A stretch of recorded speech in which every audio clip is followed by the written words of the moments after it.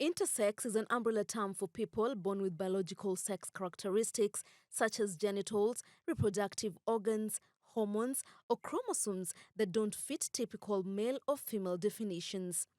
It's a natural variation in human sex, not a disease or condition.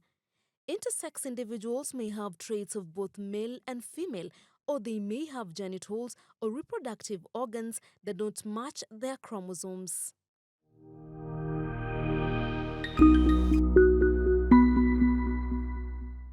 While intersex traits are often noticed at birth, the differences aren't always obvious at that point.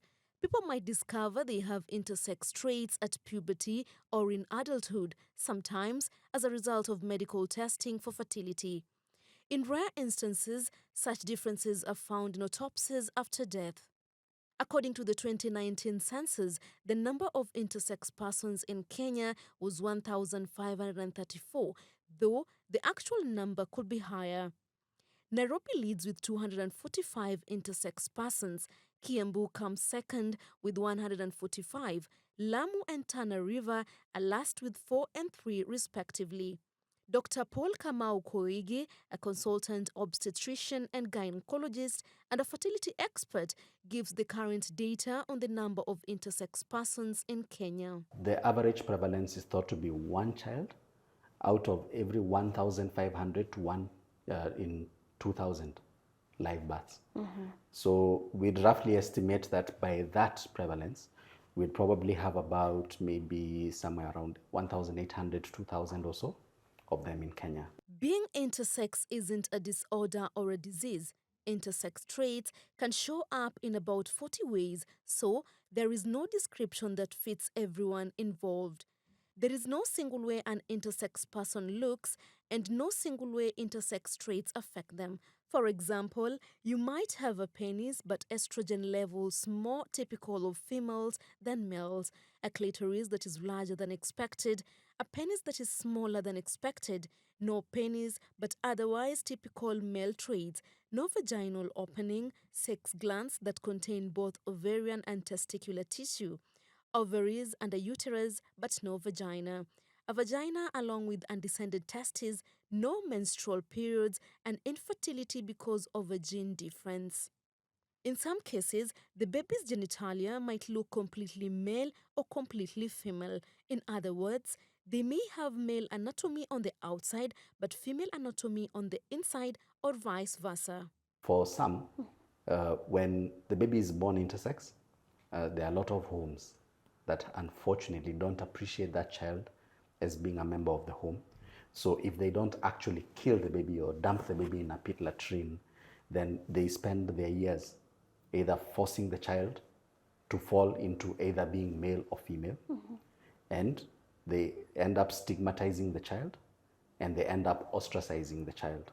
A child's intersex status might not become obvious until puberty, when their body produces more of a hormone that is not expected according to their assigned sex. But how does intersex come about? So by default, the baby inside the uterus, by around 6-7 weeks, when genetic influences start coming into play, they start off as female by default. Every baby. Every baby. And then now there's the influence of the Y chromosome and the specific genes from the Y chromosome and the production of testosterone that influence those organs to now become male. And if the influence is excessive in a female, then you get a female with more male-like organs. And if you get a male who is developing without those hormones developing and influencing appropriately, then you get a genetic male who looks more female. There are very many medical causes that can result in a child being born intersex. Things right from problems with development inside the uterus, instigated by hormonal problems, or other medical problems instigated by exposure to toxic chemicals that derange the way the body is supposed to handle and produce hormones. Some causes of intersex traits include genetic conditions that affect hormone levels during development, other hormone exposures from drugs or other sources during early development, random chromosome variations that happen at conception. In many cases, no specific cause is found. In the past, it was common for babies and young children to get surgery for traits that didn't match their assigned gender, but that practice is being discouraged. One major reason being people may decide later in life that they were given the wrong gender and they want sexual organs different from those that their parents and doctors chose. If such decisions are made and the choices are not even left up to them, and they go through medical and surgical treatments that force their bodies to conform to what people think they should be, then the child is left with a substantive identity crisis. We need to stop looking at it as a crisis.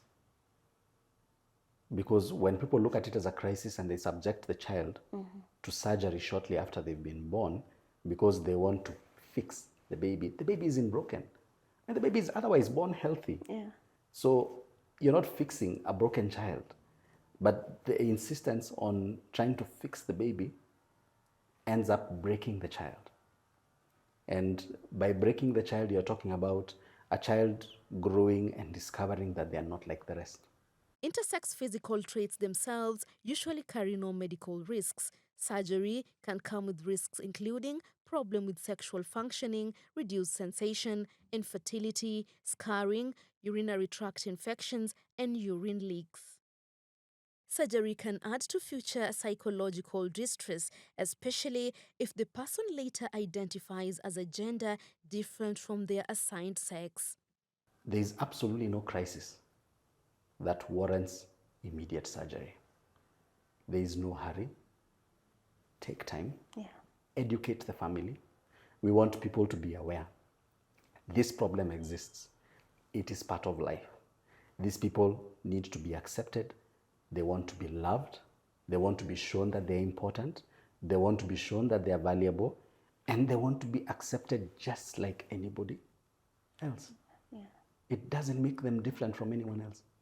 Nuru Abdulaziz for Willow Explainers.